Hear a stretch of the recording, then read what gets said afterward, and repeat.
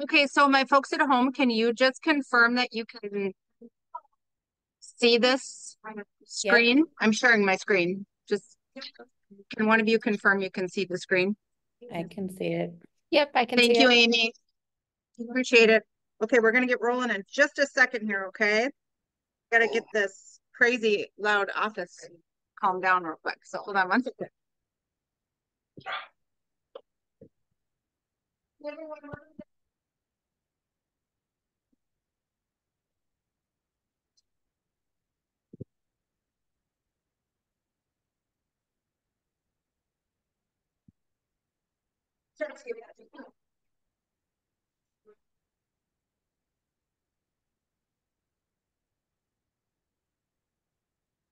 Hey, welcome. We got tons of information to go over today. I will go ahead and email out this part 2 packet to everyone. What I have on my screen right now is the part 1 that we did not get to go over last time. Part 2 is a little bit shorter, and that's going to deal primarily with HVAC systems and electrical and plumbing type systems. And I didn't print packets this time because I noticed. Please mute your phone. No. If you if you guys can mute it, that'd be great. Anyway, so I didn't print packets this time because I noticed there was a lot left. I'm just going to send them all out to you via email when we're done.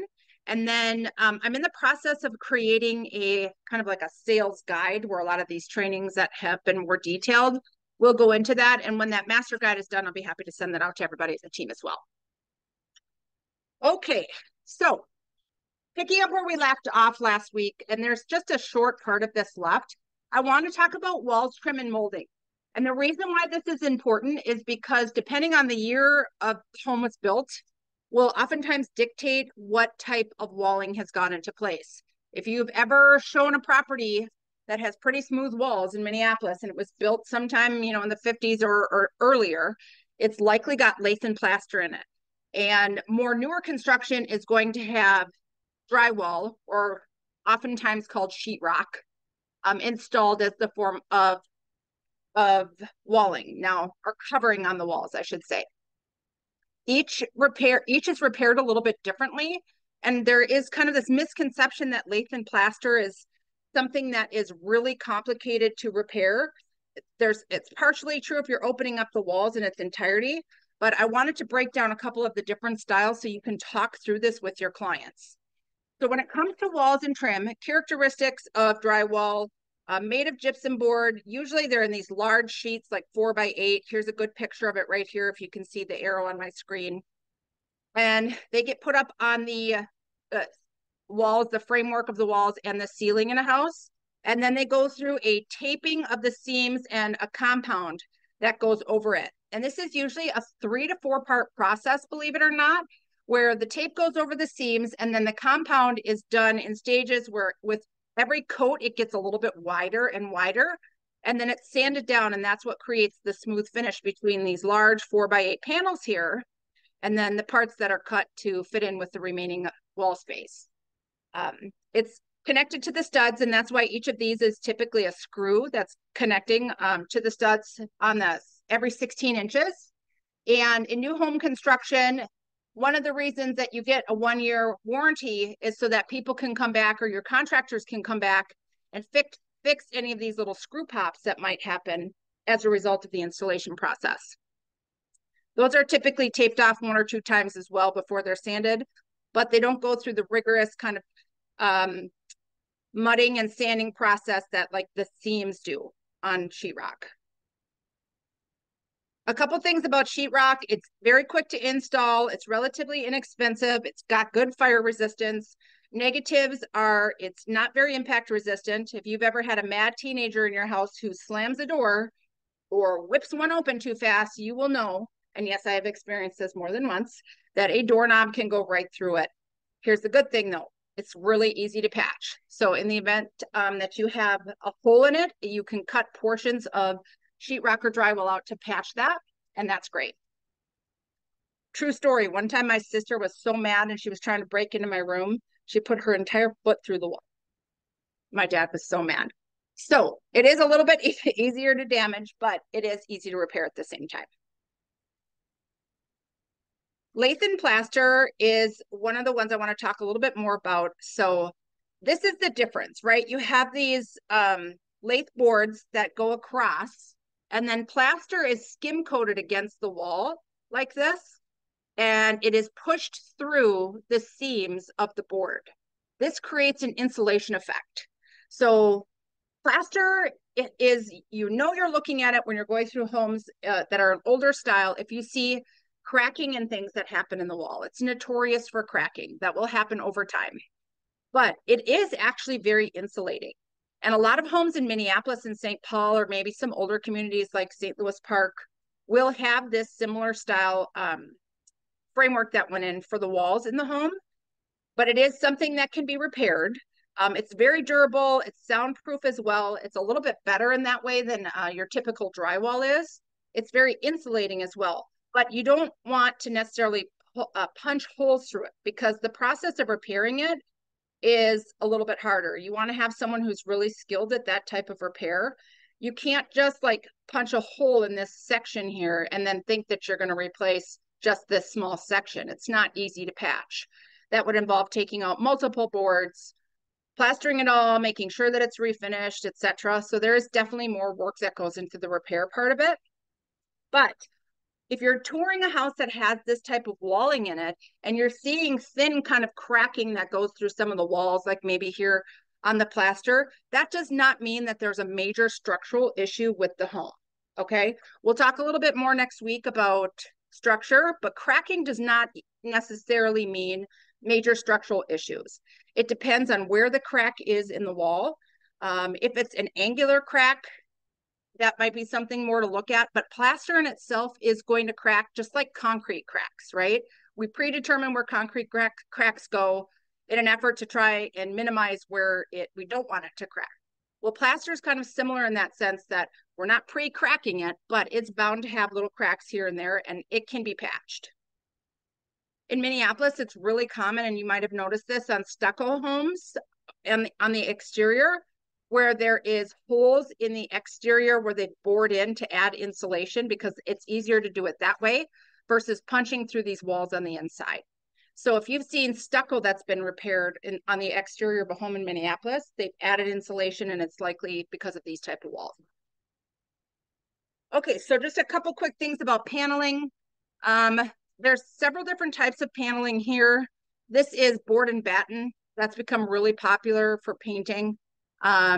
There's a few different types as we're going to scroll down as well, where you can panel the walls. These, this type of board and batten, it might be something where it is put on top of the sheetrock, right? If it's already done in the background. It's also possible to just install the board and then the batten kind of overlay on top of that, and then paint it all to look like a wall. So then it wouldn't have sheetrock or some kind of drywall behind it. Same with this type of knotty pine. Have we seen anybody finish off a basement with something like this, where it's easier for a homeowner to do instead of install sheetrock or drywall on their walls?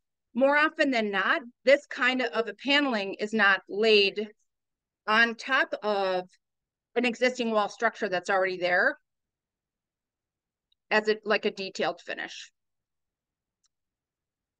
Wainscoting. Hopefully I'm saying that right, because I've said it several different ways. Chair rail, super popular, right? Like typically it's at chair height. It's very common in dining rooms. Here's a couple different styles of it. It adds character and elegance.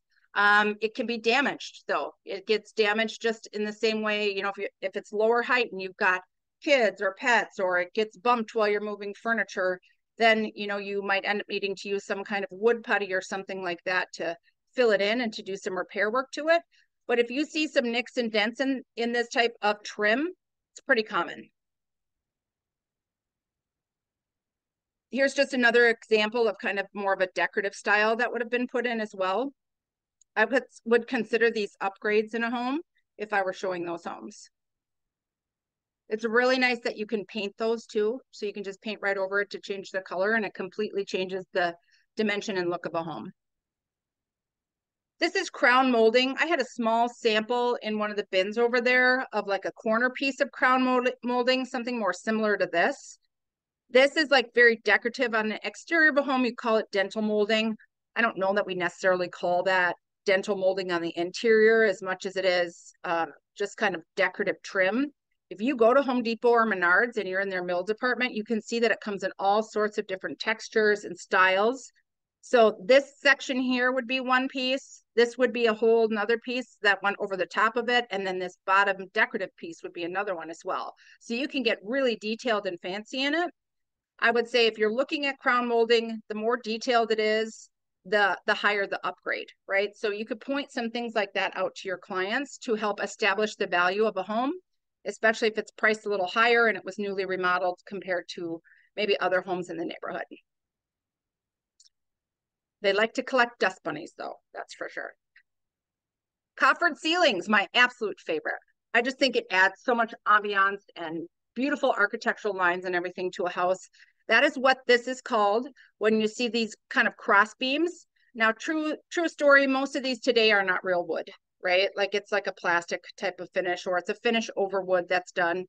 They're not necessarily the beautiful carved beams that you would see in some houses. So just keep that in mind, but it does definitely give it a nicer look.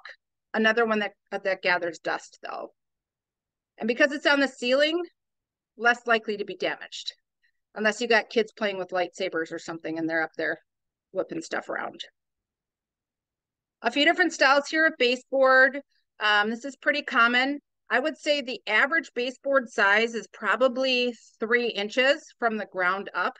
4 inches is when you really start, like size-wise, start, sorry guys, so inappropriate.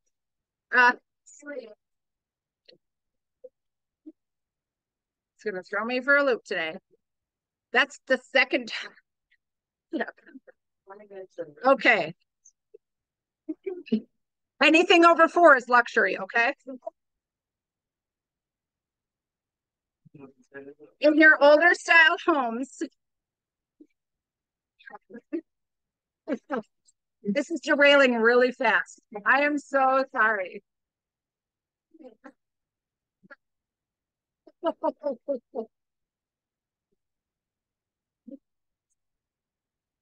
We're having fun in the opposite.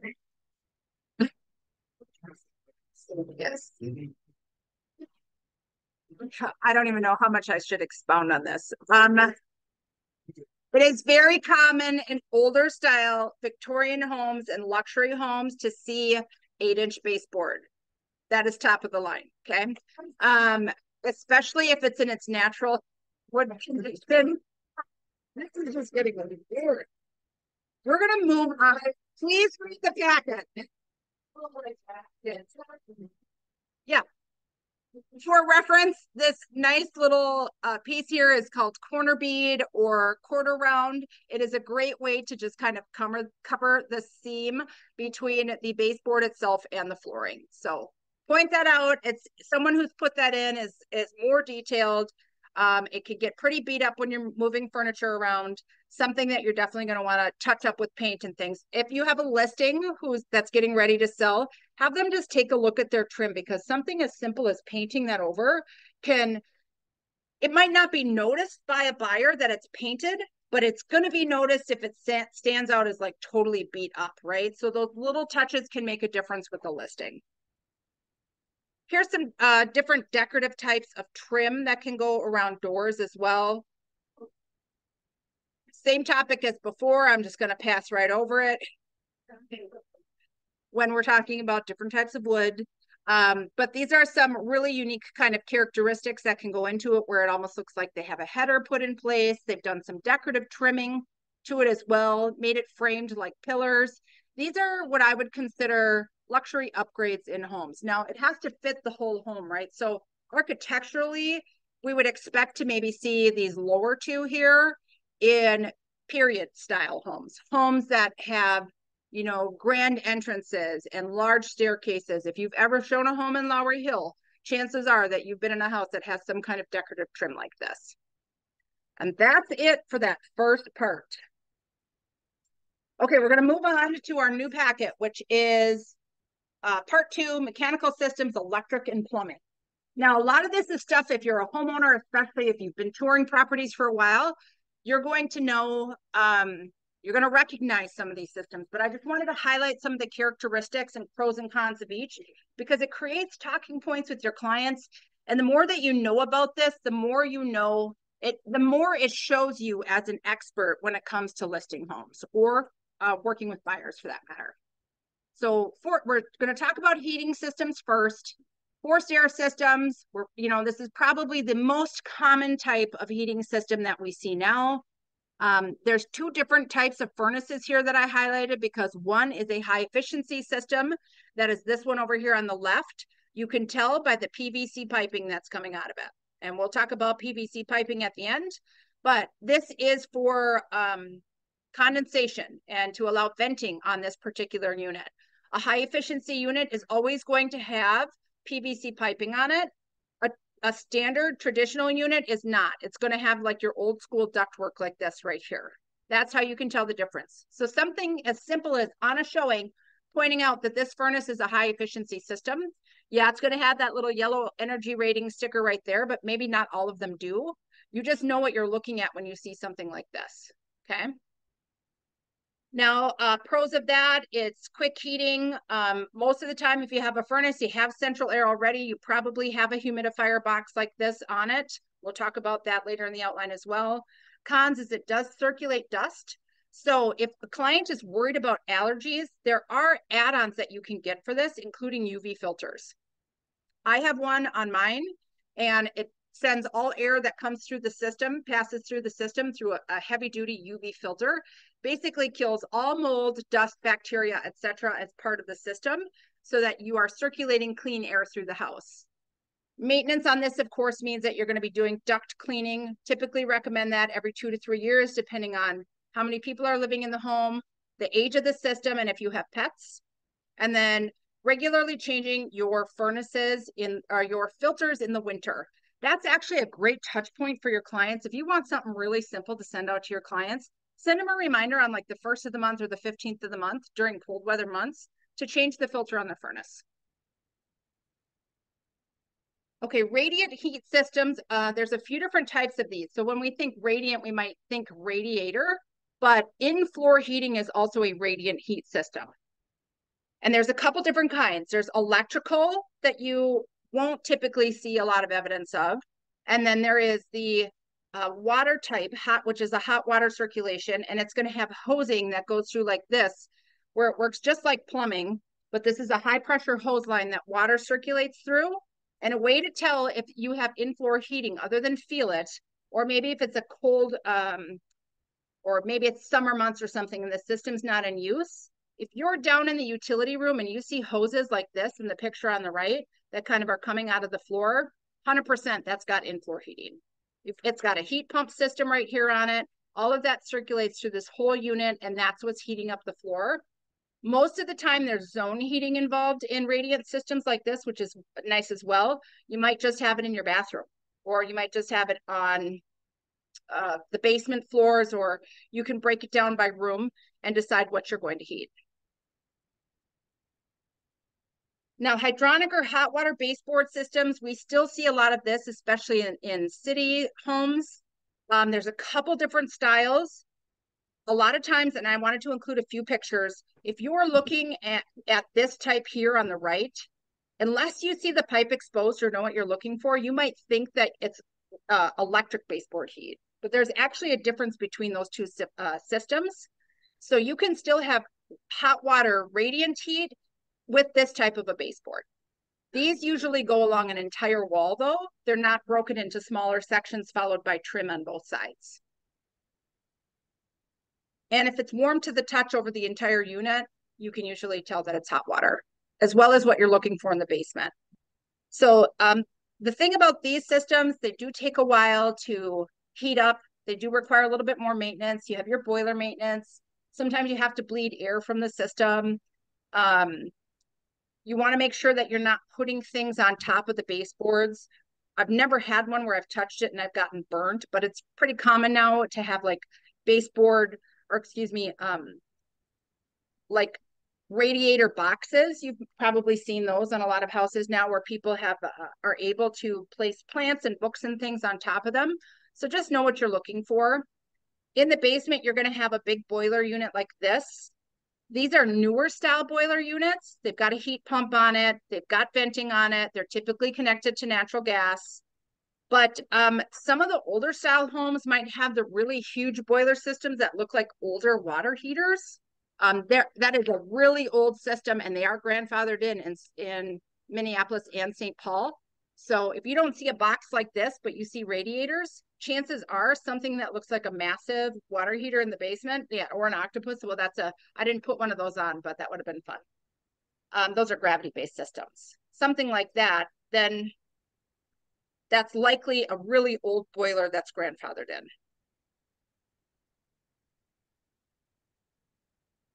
Why can't I get that to work? Okay, here's an example of an electric baseboard heat. So see how it looks very similar to that radiator style? The difference is there's trim on both sides, and this typically has more of an opening at the front. So when you're seeing these, and this is kind of a newer style as well, where you might have some venting on the top and the bottom, and it takes up less wall space, but it's taller. I would say this is the most common kind. And then oftentimes, if it's not connected to the whole system, or if it's based room by room, you'll see a little dial on it. So you know that it's electric baseboard because you can turn the heat source up and down. Yes. Angie was saying those are on the walls sometimes too. So if you see those, you know it's electric. Sometimes the dials you're talking about? Electric, they have the dial as well. Yes. Yeah, because so Nicole was mentioning that sometimes for electric, they'll have a dial in each room where each room is basically controlling their own heat source. If you see dials in every room, you know definitely it's an electrical system.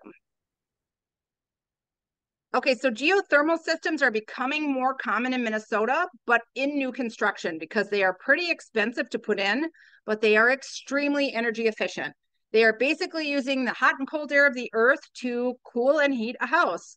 And here's a little diagram of how that works. They have a really long lifespan and overall low operating costs, so it's a great way to save money if you plan on staying in the house for a long time. I think this makes more sense for Minnesota than solar panels.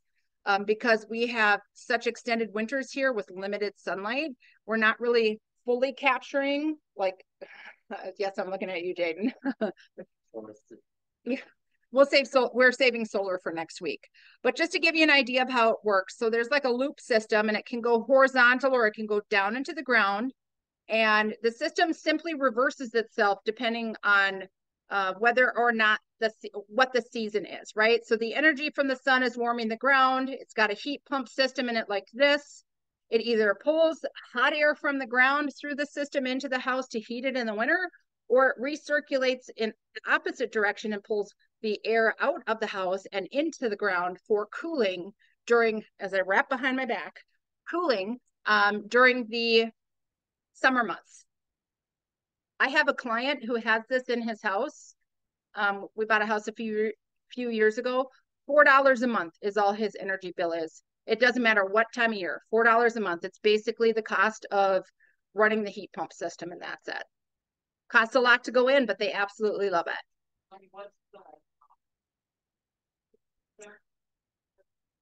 Yeah. Had a client put in a geothermal system with new construction, and it was a $130,000 upgrade, but pays itself off in 10 years. Yeah, so it's a great system if you are building a custom home, or if you know that you're going to be staying in that home for a long period of time. It's not something that you're going to get your money out of, like with staying there for 5 years. Okay, gas fireplaces, pretty simple. I wanted to put this in because yes, it's a viable heat source. When we are doing listings, we want to make sure that we're checking that there's a fireplace as a supplemental source of heat on our MLS listing input form. This is oftentimes there are fake logs in the gas fireplace. We know that it's got a pilot light. They are cleanable. Now, I'm sure you've toured one of them that has a lot of fogging, or kind of looks like almost like a soot buildup on the glass. Most people don't realize how exceptionally easy those are to clean. So the glass panel is removable. You just use one of those little pipe cleaners to go in and clean the line where the pilot is. And within a half hour to an hour, you can have your fireplace looking brand new again. Home Depot, Menards, Lowe's, they all carry a certain kind of spray cleaner for the logs as well. So if your client comments on it when you're doing showings and they say, hey, how do I get that off the glass? Super easy to do. And most of the time that's related to the pilot. So you could definitely have it serviced if you want to. Nicole was saying that it could mean that the system is not burning efficiently. My husband cleaned these for a long time. In most of the cases, you think about even the burners on your stove, right? Like the more you use them, like there is going to be some kind of buildup that occurs in there. So the first thing that I would do is I would ask for this to be cleaned or something like that. To make sure that it's efficient. And if it's not running efficiently after it's cleaned, then I would be asking for them to have like a plumber look into the gas lines. Okay, wood burning fireplaces. Most people either have a preference for it or not. The thing about wood burning fireplaces is, you just have to do more maintenance when it comes to the chimney. I would say if there is a house that has a wood burning fireplace and you've got this great fireplace stack off the side of the home, make sure it has a flue cap on it. That's this little piece right here at the top. For whatever reason, with wind and everything else, I mean, sometimes those things will come off. And a flue cap is basically protecting the top of it allows for venting out of the chimney, but it doesn't allow for water to run right back into it. In a lot of cases, it's keeping like bugs and squirrels and things out from coming, not birds and squirrels and things from getting into your chimney stack. If there is a wood burning fireplace in a house, I always recommend having that included on an inspection. So, and there is a lot of cases where you're going to see what was a wood burning fireplace that now has a gas insert in it. In those cases, I would recommend that you are checking to see if a permit was pulled and that was installed correctly. So just be safe with your clients when it comes to that. And that's a great point. Nicole said, just because there's a fireplace, it doesn't mean that it's actually working.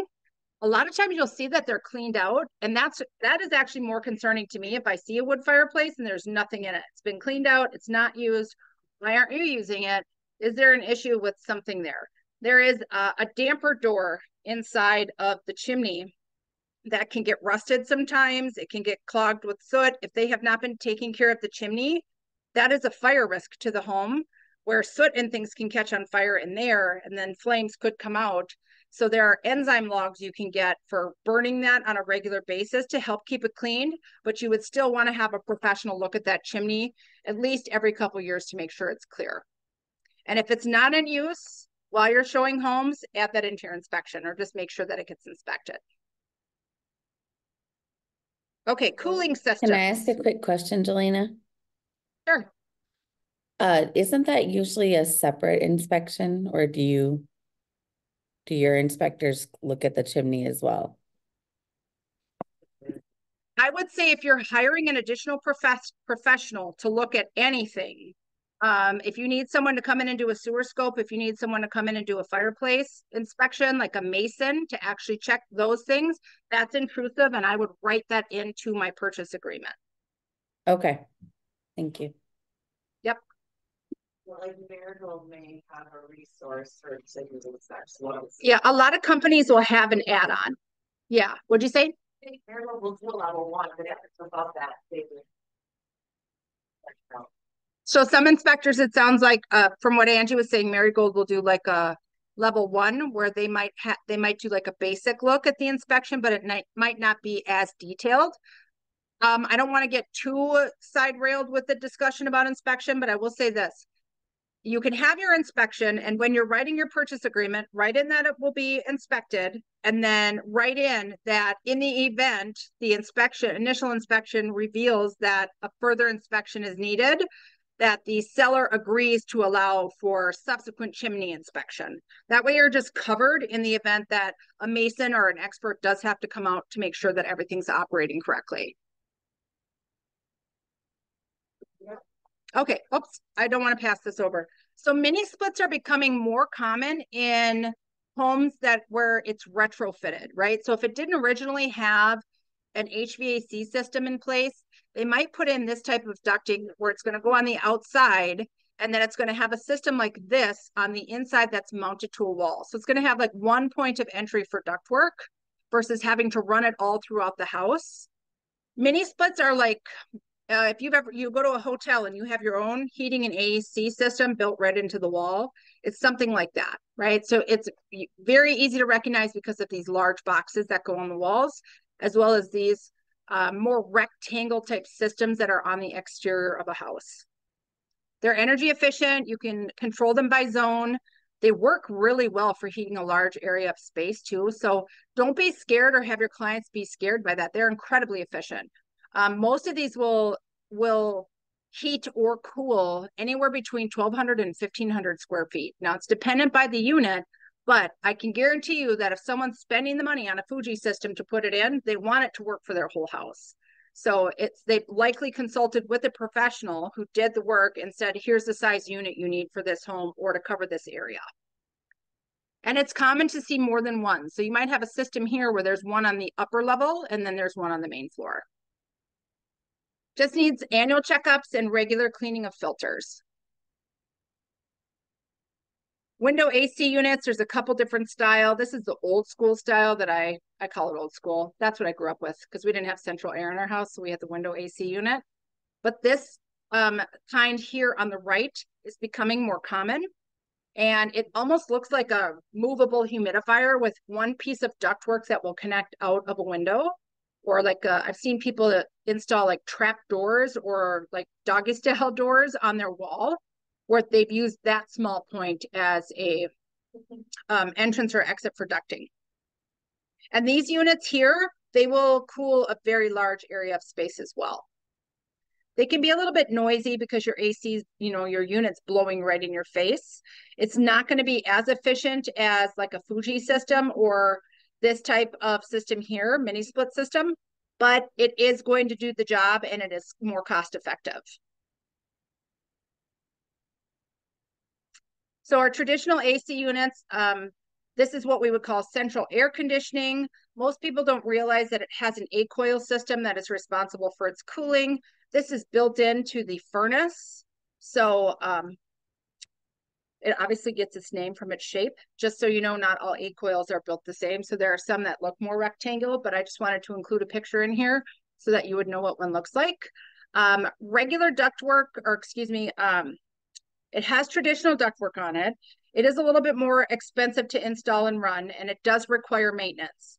Now, when you're looking outside at the big condenser unit or compressor unit, you're going to see that these fins here or fins are on the blades that run. Sometimes they need to be cleaned. Sometimes they get rusted out. And then here along the sides, it can get really clogged up and dirty, like a filter that's, sucking in air.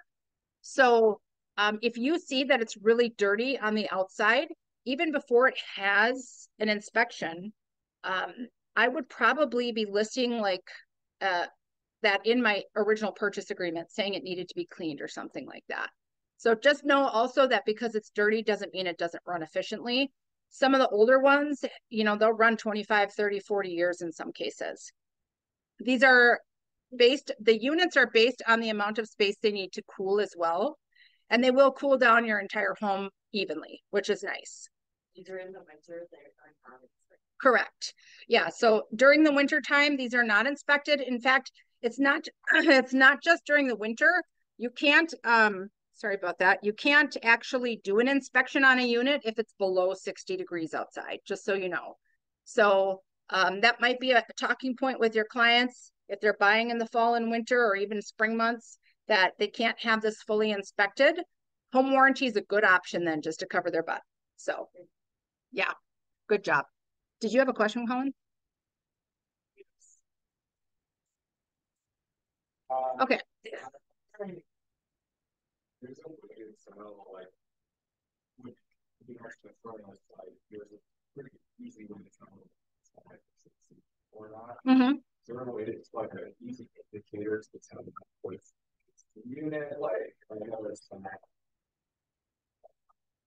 I think maybe I should say more about the furnace than it's not. Yeah, I would agree with that statement. I would also say that What else? We're asking about how to tell if it's a high efficiency unit or not. Most of the newer ones built are always going to be high efficiency. I would say size of the A coil might be a little bit different. If it's a high efficiency unit, then chances are this is a high efficiency AC unit that they've installed as well, because those systems need to match as they're working with each other. Yeah, and the old ones that have to be charged, yeah, with Freon. Okay, so we have a resident expert who is married to an HVAC installer, and she is going to ask that question for further clarification. I will cycle back to that when you get a response. Okay, Angie? Yeah. Okay, here's a really cool one that I wanted to make sure everybody knows. Has anyone toured a property or seen one of these high velocity AC systems in place? Yeah. You guys familiar with seeing these in Minneapolis? It's becoming more and more common. This big unit here, your AC unit, typically gets installed in an attic space, or I would technically consider that an attic. If you're in an upper level or on a half story, and that's more of a mini split. Okay, well, it's, yeah, because technically, see this here, this picture on the right, this is a duct. It's just a high velocity duct that is 2 inches across, and it requires a lot less work for installation. This is what they'll look like up against the ceiling. And it's the speed of air movement on this and it makes it easier to install through like lath and plaster style ceilings as well. So there's still duct work involved in this. I would say probably if it's ductless, it's more of a mini split they're talking about. So yes, yeah, the ductwork takes up less space. It's easy to retrofit homes with this, especially older homes. And typically in a system like this, it will be put in the upper level, and then they will count on gravity to drop the cold air. So you might only have a couple ducts on the upper level and maybe one on the main, and they're counting on gravity to kind of do a cold air drop on those systems. So don't be surprised if you only see this ductwork in an upper level and then feel it coming down the stairs, or maybe there's one point in a kitchen or a living area that has a small ductwork. You don't need vents in every single room like a traditional AC unit with a system like this. It's actually uncommon. Correct. 2 to 3 of these per room? Yeah. Right. He also said absolutely the emergency is more about the furnace than the AC, mainly because of the number of months that we're using the furnace versus AC. Okay, so recap that real quick. Angie's husband does installation on HVAC, and he said that the high efficiency is more about the furnace than it is about the AC, based on the amount of time that we use a furnace in Minnesota versus AC, and that it's pretty typical to see 2 to 3 of these per room of this high efficiency type system here, high velocity system in a house. I'll be honest, I have not seen that many in a room. I might see like 1 per room and then 1 in a hallway, but definitely less than like a traditional ductwork, just in the ones I've seen. So yes. Yeah. Yeah. Most of the time this system is, well, I would almost bet to say all of the time this type of system is in an attic. Correct. So I actually have one of these in one of my properties, and it's hard. You don't like it? Okay. What is it that was? It was actually, well, the system that I have in my rental unit is actually run off of water. And the original way that it was installed, and mind you, this townhome was built in 2000. So it's not even that particular builder. Started to put the systems in, and it's run off of hot water. The original hot water source was a hot water heater that looked like a regular hot water heater, but on the inside it was split down the middle. So there was 2 separate ladders within the hot water heater, one that ran the hot water, the other one that ran the hot water. This ladder in that heater failed. And so I had to have an external boiler, a wall-mounted boiler installed as a new source.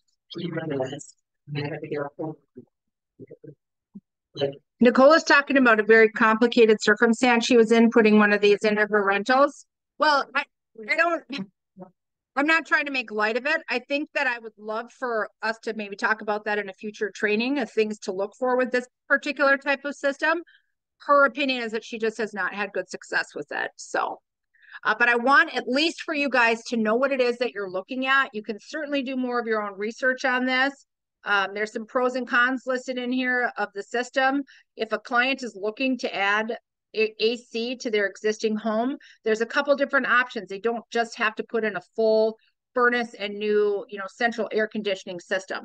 So I just wanted to highlight these differences because this high velocity system is becoming more popular in some of the older style homes around the metro. Okay, just for sake of time, I got to keep moving.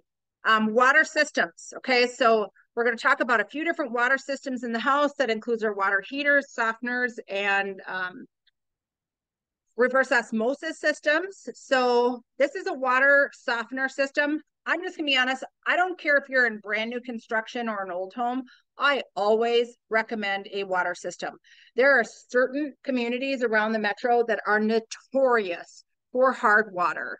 Hard water corrodes pipes, and eventually you're gonna have more damage that you have to deal with than you would if you had a system like this that continually keeps your system clean. Now, I highlighted a couple pictures because I wanted you to know what maybe iron filtration looks like. So this is your brine basin. This is where your salt is going to go. Typically, one of these is the actual water softener system. Another one is usually an iron filter. It's more common to see these in communities where they might be on well and septic versus having actual treated water that comes with sewer. Now, there is exception to the rule. There is, if you've ever driven down Vicksburg in Plymouth, off of Highway 55, there is a whole series of white vinyl fencing that is bright orange because it has a sprinkler system and it's heavy iron right there.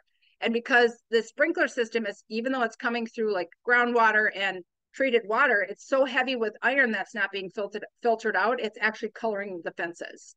So next time you're there, take a look at that. But for the most part, iron filters are most common if the property has a well.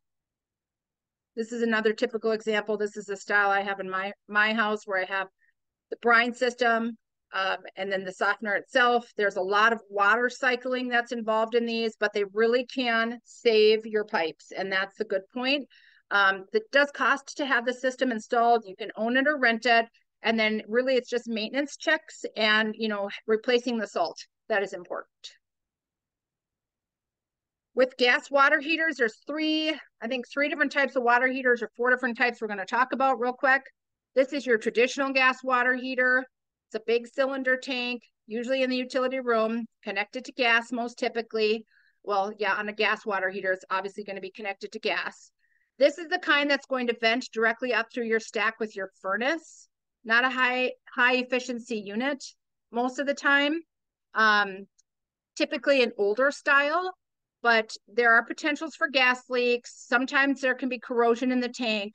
I would say your average gas water heater is going to last anywhere from probably 8 to 12 years, maybe longer if you're lucky. If you drain these out periodically, that's the best way to extend the life of it because there's all sorts of sediment that builds up here at the bottom. And you can tell when a water heater is on the end of its life by if it's running and makes a clunky noise. It almost sounds like there's bubbles or something boiling behind it. Usually that means there's a whole bunch of sediment in the bottom.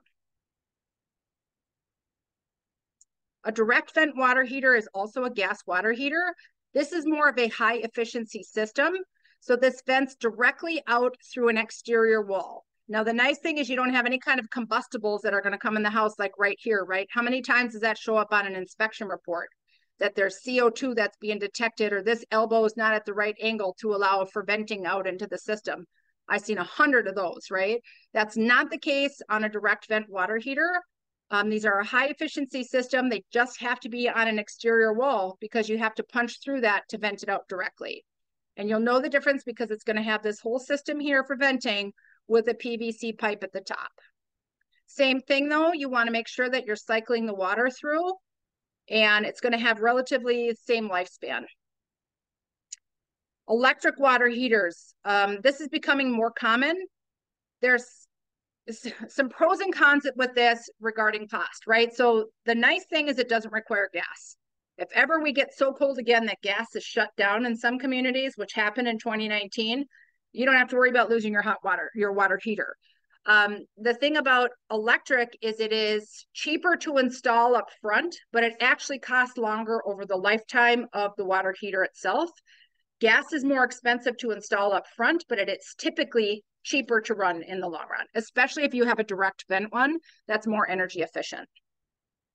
Same thing here, you want to make sure that you're regularly doing flushings on it. And then the heating mechanisms in this, you see how this one has 2 doors? This might be the exact one I have in my basement.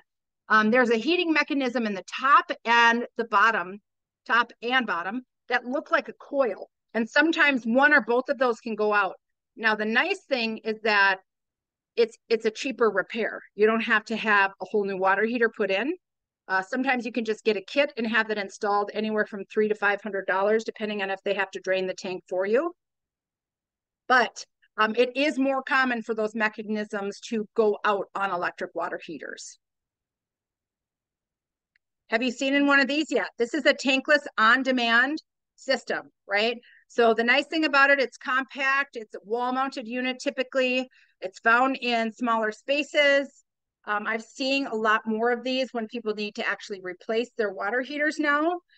You don't have, it's a higher initial cost up front, but you don't have the constant reheating of the water in the tank when you're not using it, which is what happens with other water heaters.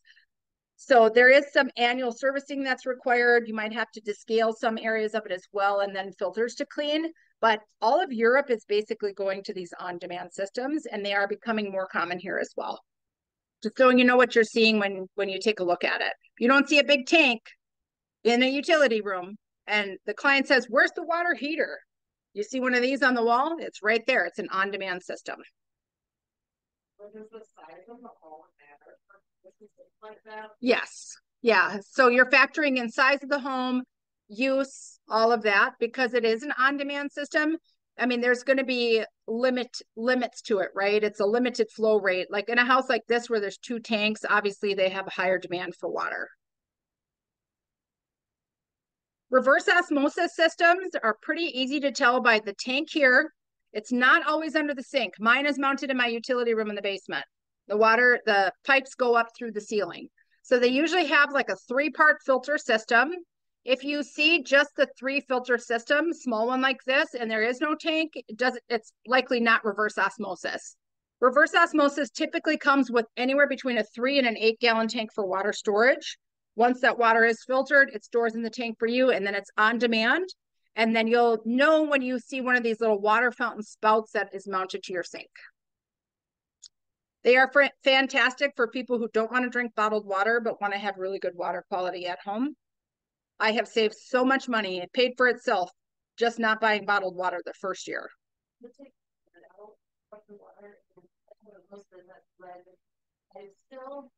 What is the cost of that, and would it take the lead out?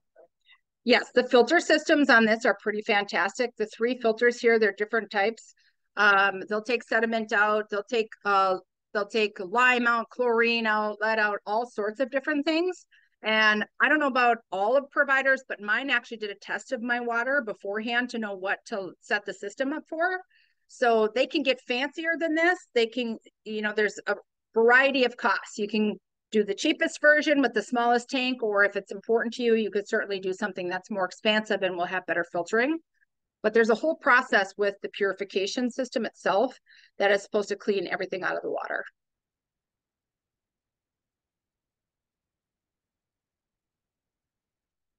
Okay, furnace humidifiers. I love these. I don't know about everyone else. Anybody else suffering from dry skin right now, thanks to the lovely weather in Minnesota? One of the easiest ways to control that is by turning on your furnace humidifier. Yes, it means you're going to have connection to your water source and you can go through more hot water. So keep that in mind. You will always see that there is some kind of dial either right at the furnace, or a lot of systems will have a temperature dial mounted to the wall or by the thermostat in an upper level. There are instructions for how to turn that up and down depending on use and the time of year. So we add humidity during warm weather months, right? because it dries us out with air movement, but we're going to turn the dial back to a lower level during summer months where it's going to be more humid and we have cold air blowing through our house with the AC. If you don't turn that back, you're going to end up with a big problem with condensation on all your ductwork. So if you're going to use it, just make sure you can explain to your client, or if your client wants to use it, higher humidity in the winter months, much lower humidity in the summer months. April Air is one of the most popular brands. I know Honeywell makes them too, but I picked April Air for the photo because that's what I see most often. It will always look like a box like this, right, attached right to your furnace. Okay, I have 5 minutes. I got too much information, guys. I'm sorry. Here's an example of a whole house water filtration system that's not necessarily RO. There's no tank, but it's going through multiple levels of filtration and it's tapping through the whole water source of the house. So it's coming right out of the water main down here and it's filtering up through this whole system before it cycles back into the water supply of the home. If you see something like this, it doesn't mean it's RO, but it is fantastic that they are filtering everything for the house. That is something completely separate, by the way, from a water softener system. This is just filtering, not softening. Okay, so I am going to skip over a lot of this wording. This is in here for your information regarding how to read an electrical panel. Visual characteristics of it. Everybody knows kind of what it looks like, right? Like here's a few examples of our electrical boxes that we have. One thing that I wanted people to know, and there's some detail in here, is how you can kind of locate and calculate the number of amps that are on a breaker. I point this out to every client at every showing. I look for the electrical panel and I want them to know. New code is 200 amps. It's been that way since I want to say 2014 or 2015 electrical code. So in a new home, you would look at the main breaker, which is typically found at the top, and you can barely see it, but in this photo, there's numbers right here on that main breaker panel, and it will tell you how many amps are with the whole system. The other way is to just kind of calculate all the amp usage here, and then there's a process for dividing what the total amount of usage is per amp to calculate how many total amps it has. That's a little more complicated. I recommend looking first for the number right here on that main breaker panel. Just so everyone knows, if you see a house that has 100 amps, that's like bare minimum what we need just for our technology sources today. That is something I like to point out if I know my client works from home and they need really good electrical service. If there's not enough amps for them to do that, that could inhibit their ability to work from home. There are still some houses where you might see, 60 amps. That's something you want to disclose to people because they're going to have to make some kind of electrical upgrade. Now, in this case down here in this bottom picture, a sub panel has been added. So we have a sub panel which is added to add in more breakers without having to change the entire original box. Look for little things like that because they are great talking points as well with your clients. And the same thing will apply. You're able to calculate how many amps are on here. A really good homeowner is probably going to have each of these circuits listed for what area of the house is affected, and might even have listed right on here so it's easy to read how many amps are in a box. Here is a photo and some descriptions of multiple styles of outlets, okay, and how to tell what you're looking at. I'm not going to read through every single one of these. The one I wanted to point out the most is a two-prong outlet, okay? Here are some issues that come up with two-prong outlets. Hi, Liz, I'll finish in just a minute. I'm sorry. Okay. My boss is here and she's just like, move on. No, I'm just kidding. That's good. Two-prong outlets are lacking that grounding wire, right? So there is risk of shock. It's an electrical safety issue, especially in areas like a kitchen and bathroom. And they're very common in older style homes. They can't protect against power surges. They have limited capacity because a lot of our plugs now are three-prong plugs as well.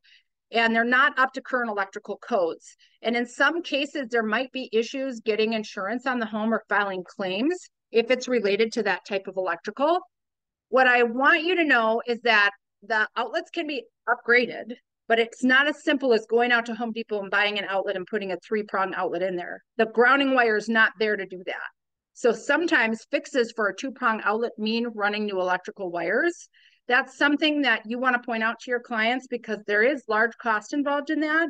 And you need to make sure that, you know, the outlets are safe and that they have it in their budget to make those kind of upgrades if they need it, especially if it's low amps and they're working from home. Okay, do we have time to do this last tiny section? Okay, because I think this is it. Plumbing lines. So I just wanted to highlight a couple different styles of plumbing lines that have changed. Copper is pretty common. It's resistant to corrosion, which is great. This is kind of like the mother of all plumbing lines, I guess. It's an expensive material and to install. However, we're seeing that there's a lot of issues with it being cut out of new construction homes because of its high cost. I'm not sure who is, oh, that's construction here, sorry. I thought that was like feedback coming from the screen. This is one source of water line. It is more common to see PEX installed now. Now, galvanized steel lines are pretty common still in a lot of our cities. They are subject to a lot of corrosion. So if you've toured any older homes and you see pipes like this, know that the second that breaks, there is no just simple repair of that, especially if it goes behind a closed wall and someone's wanting to know if they can finish a space in a home. That would be the time to make some plumbing upgrades to it. So just point those things out, because once this breaks, they're rerunning all of the line on PVC. Here's a sample of a main stack. It's really common to see this main stack in galvanized steel, where all of your plumbing is focused or funneling through that to the sewer line. This is an example of PVC piping, and I wanted to highlight a few different areas where you would see this in a home. This picture here on the top left is a home that's under construction, where it is setting up a laundry room and then a bathroom on the back side of it. So it's this white piping we see here. Here's another example of a furnace being vented that is high efficiency, and likely a direct vent water heater as well. So we see 3 outports right here. This is an example of PVC being used for venting purposes with a fan in a bathroom. So if you drive anywhere and you see new construction or newer homes, most of the time you're seeing one of these pop up through the roof of a house. Those are typically associated with like a whole house fan or bathroom fans. And then over here, you're seeing it used in a drainage system on the exterior of a property. First person to tell me what type of drain system this is, I will buy lunch for. Does anybody know what that's called? Who said that? I owe you lunch. Good job. Were you looking it up? Jilayna, can you hear me? Who is that? Hi, John. My speaker's not working on my end. I can't hear you guys. Oh, Can you I'm sorry. Jilayna, can you hear me? Nod your head if you can hear me.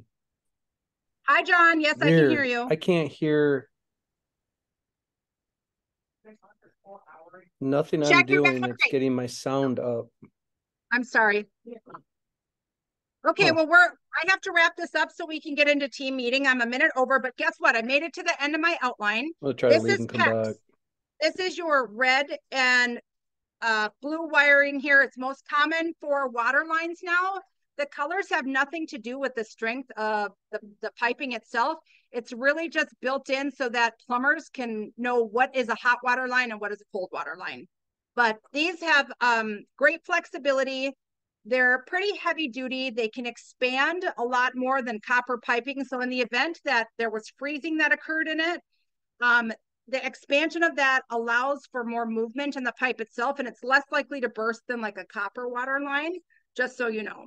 But please read through your outlines. There's a lot more detailed information in here, and my hope is this will help you know what you're looking at when you're showing properties to your clients, and as they have questions, you're better equipped to answer them. Thank you for attending. We're going to close this out.